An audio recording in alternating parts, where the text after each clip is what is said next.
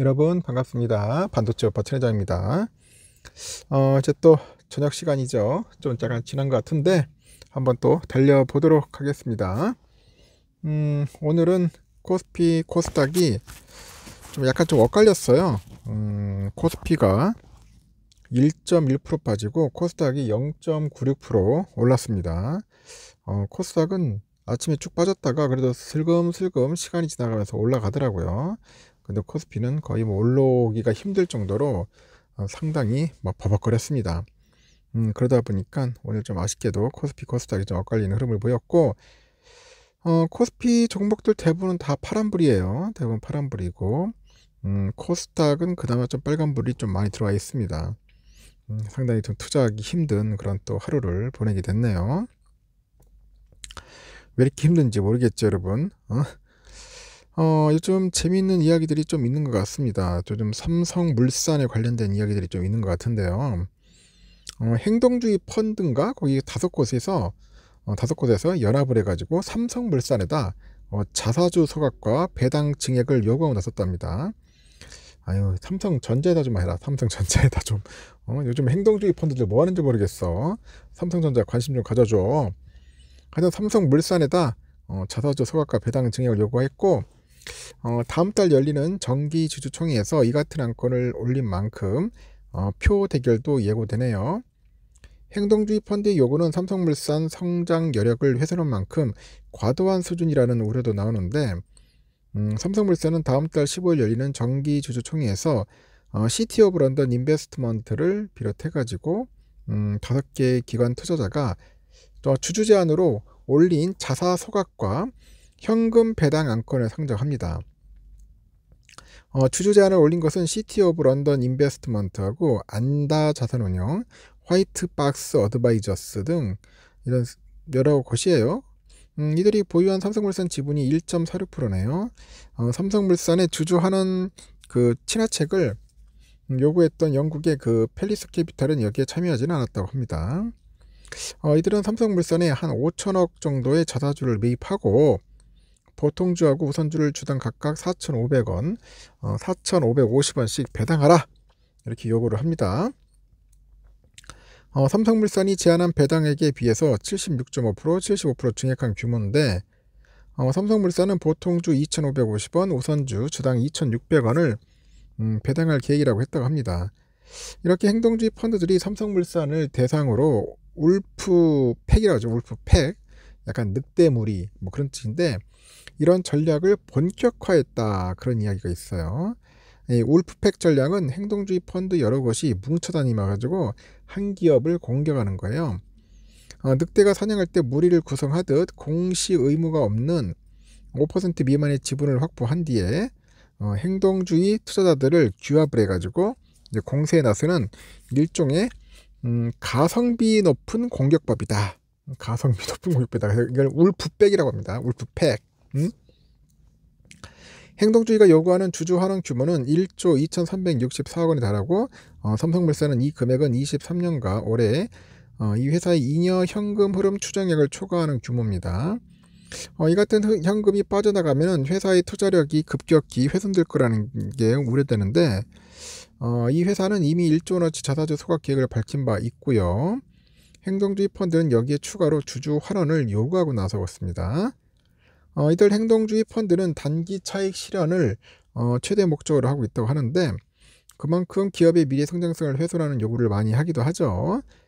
이들이 삼성물산에 요구한 1조 원어치 주주 환원책은 결국 회사의 투자와 고용 여력을 훼손할 수 있다 그런 이야기입니다. 이들의 공격이 기업의 성장과 생존에 부정적인 영향을 준다는 그런 분석도 있고, 캐나다 지배구조 전문 연구기관이 2015년 발간한 행동주의 헤지펀드 연구 경험적 증거 보고서를 보니까 2009년 헤지펀드의 공격을 받은 기업 중에 115개 가운데 2014년까지 살아남은 기업은 63개에 불과했네요. 절반에 가까운 52개사가 부도와 청산 절차를 밟거나 사모펀드 등에 매각이 됐다고 합니다. 보고서는 이들 기업이 헤지펀드 요구를 수용해가지고 배당을 늘리고 핵심 자산을 매각하면서 성장 동력이 손상된 결과다 이렇게 분석을 했는데요. 일단은 헤지펀드에서 요구하는 걸 다 받아줄 수는 없겠죠. 적절하게 타협을 해서 회사가 힘들지 않는 상황에서 이렇게 하는 게 맞는 것 같아요 저는. 무조건 뭐 안 줄 수도 없고 그렇다고 해서 막 무조건 줘서도 안 되고 적절한 그런 타협점을 잘 찾아야 할 것 같습니다. 근데 왜 좀 헤지펀드들은 삼성전자에 관심이 없는지 모르겠어요. 워낙 커서 그런가? 좀 와 가지고 좀 주주 환원 정책 좀 펼치라고 좀 큰소리 좀 쳤으면 좋겠는데 아직 그런 일은 없고요. 미국의 소비자 물가 지수가 예상보다 높게 나오다 보니까 외환 시장을 비롯해서 금융시장이 크게 흔들렸고 인플레이션이 여전히 강한 상태여서 미국 금리 인하 시기도 좀 더 늦춰질 수 있다는 그런 불안감도 커지면서 그런 현상이 좀 발생하는 것 같습니다. 외환시장에서 달러 값이 강세를 보였고요. 상승세를 이어가던 증시도 물가 지표를 핑계로 뭔가 쉬어가는 분위기였다고 하죠. 뉴욕 외환시장에서 엔화값은 달러당 105.77엔을 기록했고 0.96% 하락을 했어요. 달러와는 유로화에 대해서도 1.0706달러로 0.63% 올라가지고 전방위 강세를 나타냈네요. 5,000선을 넘었던 S&P 지수도 이 거래일 만에 무너졌죠. 하여튼 미국 증시 하락은 1월 CPI가 전년 대비 3.1% 상승하면서 시장의 예상을 넘어섰기 때문입니다. 그만큼 기준금리 인하 시점이 늦춰질 것이라는 관측이 시장에 찬물을 끼얹었다는 겁니다. 그러다 보니 미국장이 완전 저렇게 많이 빠졌지만 또 오늘 또 오를 것 같아요 느낌이. 확실하게 한번 또 올라가지 않을까 하는 생각이 들고 오늘 삼성전자는 아주 무기력하게 한 1200원을 빠졌습니다. 다시 원위치로 간 거죠. 오를 때 참 힘들게 1200원 정도 오르더니 또 빠질 때도 시원하게 우리 빠져주는 삼성전자 참 대단한 것 같습니다. 그런 거 보면은 하여튼 74,000원 74,000원 75,000원에서 왔다리 갔다리 하고 있습니다. 지금 7만원 중반대에서 상당히 맥없이 흘러가는 모습이고 HSBC 애들이 좀 오늘 많이 팔았네요. 194만주 HSBC에서 오늘 매도가 좀 많이 나왔고요.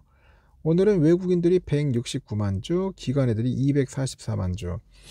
엄청 팔았죠. 그 금투에서 거의 물량이 다 나온 것 같아요. 248만주 정도. 신나게 팔아제끼고 오늘 개미들 이때다 싶어서 408만주 정도 신나게 매수를 했습니다. 신나게.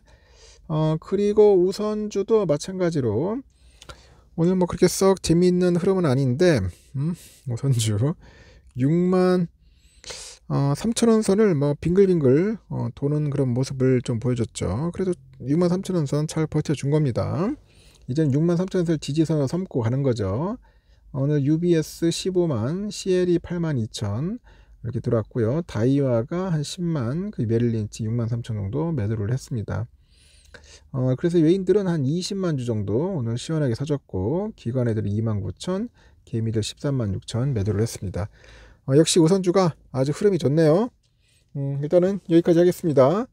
다음 시간에 마지막 방송 뵙도록 해요.